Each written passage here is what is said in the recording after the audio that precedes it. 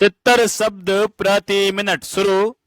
जनेश्वर बनाम सम्राट के वाद में अभियुक्त एक व्यक्ति पर लाठी से वार कर रहा था, जिसे देखकर उसकी पत्नी, जिसकी गोद में उसका बच्चा था, बीच में आ गई और लाठी का वार बच्चे पर पड़ा, जिसके परिणाम स्वरूप उसकी मृत्यु हो गई।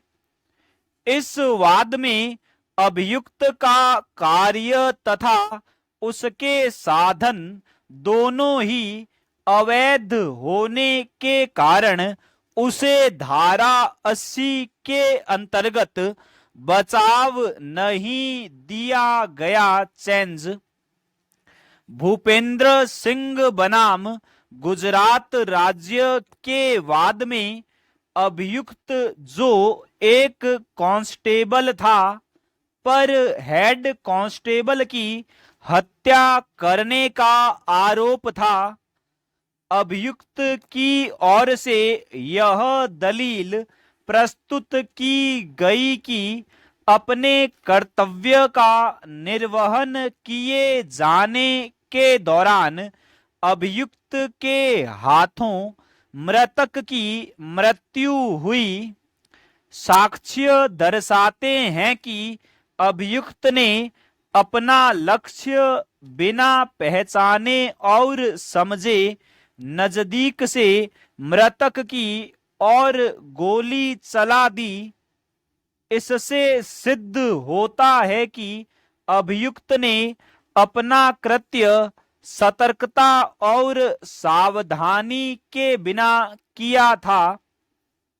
अतः उच्चतम न्यायालय ने विनिश्चित किया कि अभियुक्त भाद स की धारा 80 के अंतर्गत लाभ पाने का हकदार नहीं है, ना कभी होगा। चेंज धारा 80 के अंतर्गत दुर्घटना के बचाव हेतु सबूत का भार अभियुक्त पर होगा, अर्थात उसे यह साबित करना होगा कि उसका कार्य आकस्मिक, अनाशयित तथा विधि पूर्ण तरीके से किया गया था।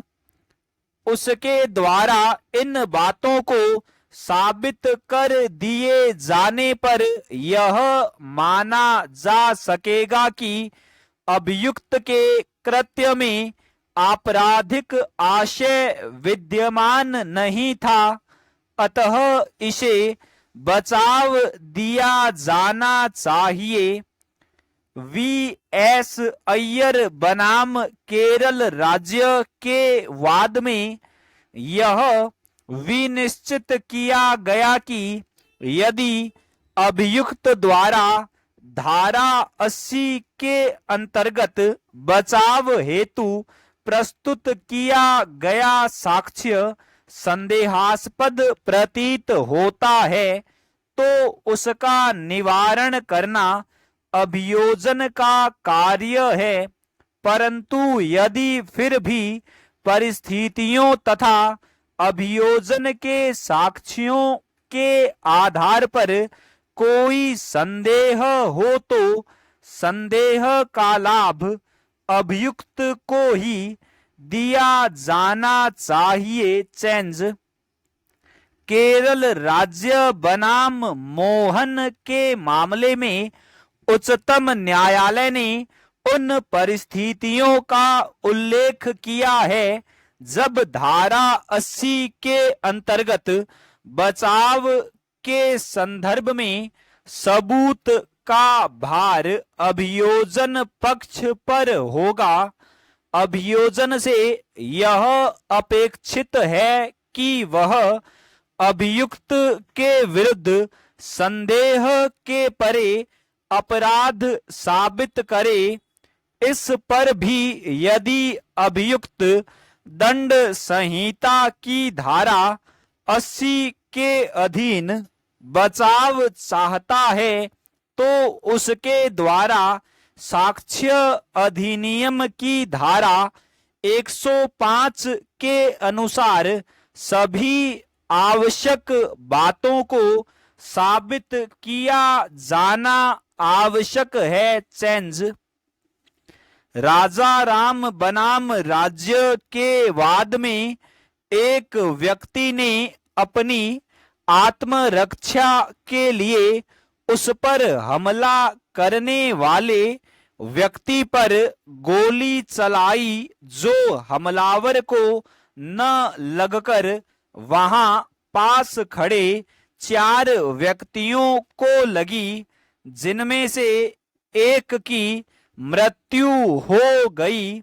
इस सबूत के अभाव में कि अभियुक्त इन 4 व्यक्तियों को चोट पहुंचाना चाहता था, उसे दंड संहिता की धारा 80, 96 एवं 100 के अंतर्गत बचाव देकर दोष मुक्त कर दिया गया। स्टॉप।